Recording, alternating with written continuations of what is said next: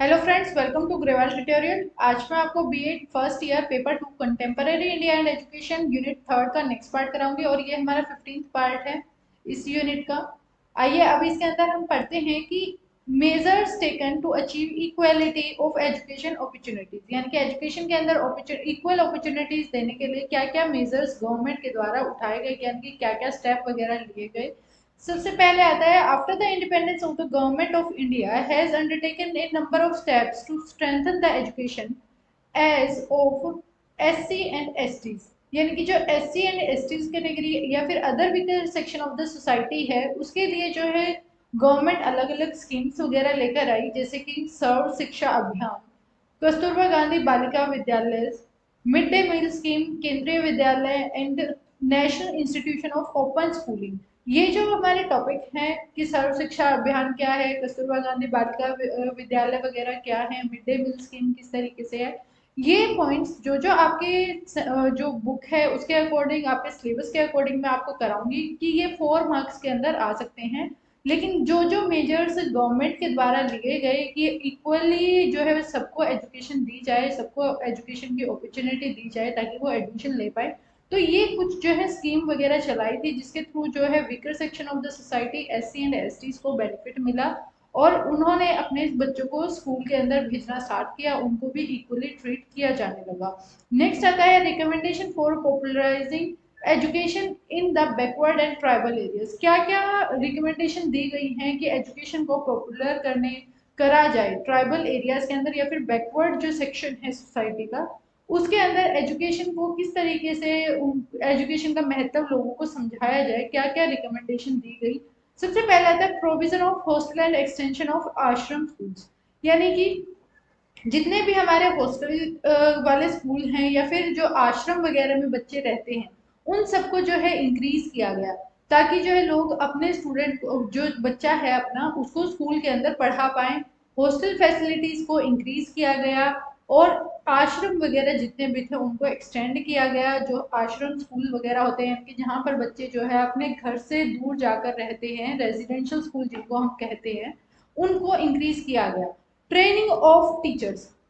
जब भी आप जो है एजुकेशन प्रोवाइड कराना चाहते हैं एक मास जो पॉपुलेशन है उसको, तो उसके लिए सबसे फर्स्ट और मेन चीज क्या आती है कि टीचर्स को भी ट्रेंड किया जाए कि वो इजीली हैंडल कर पाए स्टूडेंट को और वो अच्छे से जो है क्वालिटी एजुकेशन बच्चों को प्रोवाइड कराए। नेक्स्ट आता है हमारा इकोनॉमिक इंसेंटिव्स टू पेरेंट्स, यानी कि अगर किसी के पेरेंट्स जो है वो मतलब पुअर हैं, यानी कि वो पॉवर्टी बिलो पॉवर्टी लाइन पे है या फिर पॉवर्टी लाइन पर है, तो उस टाइम पर क्या है कि इकोनॉमिक इंसेंटिव उन पेरेंट्स को दिया जाए जिसकी वजह से उनको ये ना लगे कि अगर हम बच्चों को पढ़ा रहे हैं तो वो एक बर्डन ना हो उनके लिए, उनको जो है मदद दी जाए। नेक्स्ट वन इज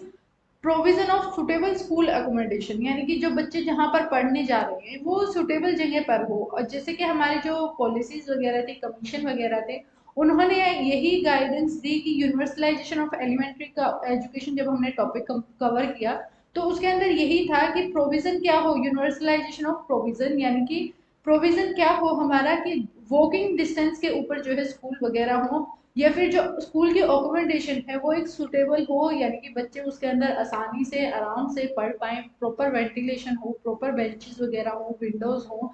फैन वगैरह हो, ताकि बच्चे जो है आसानी से और इजी वे से वो अच्छे से स्टडी कर पाए। नेक्स्ट आता है provision of audio visual aids, यानी कि स्कूल के अंदर सिर्फ आप ये नहीं करेंगे कि ओल्ड मेथड को ही अप्लाई करेंगे, चाहे गवर्नमेंट स्कूल हो या पब्लिक स्कूल हो, प्राइवेट स्कूल हो, उसके अंदर हमेशा यही होना चाहिए कि ऑडियो विजुअल एड्स का भी यूज किया जाना चाहिए जब भी आप बच्चों को पढ़ा रहे हैं। नेक्स्ट आता है suitable curriculum for the school, school के लिए सुटेबल करिकुलम फॉलो किया जाना चाहिए, यानी कि वो करिकुलम ऐसा हो जो कि बच्चे को होलिस्टिक वे से डेवलप कर पाए, यानी कि ओवरऑल डेवलपमेंट बच्चे की कर पाए, ऐसा हमें करिकुलम को सेट करना चाहिए। नेक्स्ट आता है special training for talented student, अगर कोई बच्चा बहुत ज्यादा टैलेंट है उसके अंदर किसी भी रिगार्डिंग, जैसे कि अगर कोई स्पोर्ट्स में बहुत ज्यादा अच्छा है तो उनको जो है स्पेशल ट्रेनिंग वगैरह दी जानी चाहिए ताकि वो और ज्यादा स्पोर्ट्स में अच्छा और बेहतर कर पाए। इसी तरीके से अगर कोई बच्चा है वो क्विज वगैरह में पार्टिसिपेट करा, वो बहुत अच्छा हाई लेवल पे उसकी जर्नल नॉलेज आईक्यू लेवल उसका बहुत ज्यादा अच्छा है, तो उसको आगे बढ़ाने के लिए अलग अलग स्पेशल ट्रेनिंग्स दिलाई जानी चाहिए। नेक्स्ट आता है improvement in teacher community relationship, यानी कि टीचर और कम्युनिटी का जो रिलेशनशिप है उसके अंदर इम्प्रूवमेंट आनी चाहिए। नॉर्मली लोग जो है टीचर को उतनी रिस्पेक्ट नहीं देते जितना और प्रोफेशन को दी जाती है, तो इसमें भी क्या है, टीचर और कम्युनिटी के रिलेशनशिप में भी इम्प्रूवमेंट की जानी। Next one is encouragement of participation in tribal parents, यानी कि जो ट्राइबल एरिया के अंदर पेरेंट्स रह रहे हैं इस टाइम पर, उनको भी एंकरेज करना चाहिए कि आप जो है अपने बच्चों को स्कूल भेजें, उनको फायदा होगा। अगर वो एजुकेशन लेंगे तो पॉवर्टी की लाइन से आप अबव जाएंगे, यानी कि आप जो गरीबी की रेखा के अंदर अभी रह रहे हैं आप उससे उभर जाएंगे बच्चा जब एजुकेशन प्राप्त करेगा। तो उनको भी एंकरेज करना चाहिए कि एजुकेशन के उनको फायदे बताने चाहिए कि क्या क्या बेनिफिट हैं अगर आप अपने बच्चे को एजुकेशन देते हैं। नेक्स्ट आता है medium of instruction. Medium of instruction हमेशा ही बात की गई है, मीडियम ऑफ इंस्ट्रक्शन क्या होगा। जैसे कि जब हमने कॉलोनियल पीरियड के बारे में पढ़ा था तो वहां पर इंग्लिश का as a medium of instruction किया गया था। उसके बाद जब हम कमीशन की बात करते हैं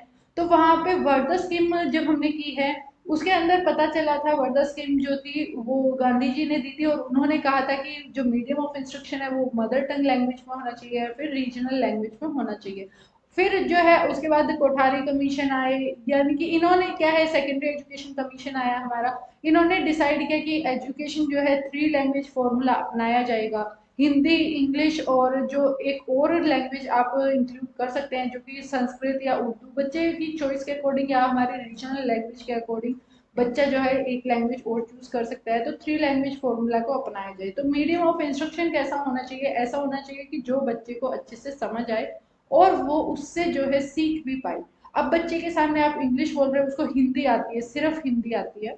तो वो अच्छे से सीख नहीं पाएगा। तो यही एक चीज है कि मीडियम ऑफ इंस्ट्रक्शन कैसा हो, या तो हिंदी हो या फिर मदर टंग लैंग्वेज जो रीजनल लैंग्वेज है वहाँ के एरिया की, तो उसके अंदर आप जो है मीडियम ऑफ इंस्ट्रक्शन प्रोवाइड करें। तो ये सारी जो है रिकमेंडेशन थी कि अगर आप बैकवर्ड या ट्राइबल एरियाज के अंदर जा रहे हैं तो वहाँ पे एजुकेशन को आप कैसे जो है लोगों को मोटिवेट कर सकते हैं कि एजुकेशन लेनी चाहिए। इसी के साथ जो है हमारा ये टॉपिक कंप्लीट होता है कि इक्वालिटी इन एजुकेशन के बारे में हमने पढ़ा कि किस तरीके से हम इक्वालिटी को जो है डेवलप कर सकते हैं। अगर आपको कोई भी डाउट है तो आप कमेंट में पूछ सकते हैं। आपको ये वीडियो कैसी लगी मुझे कमेंट में ज़रूर बताएं, अपने फ्रेंड्स के साथ ज़्यादा से ज़्यादा शेयर करें एंड चैनल को सब्सक्राइब करें। Thanks for watching.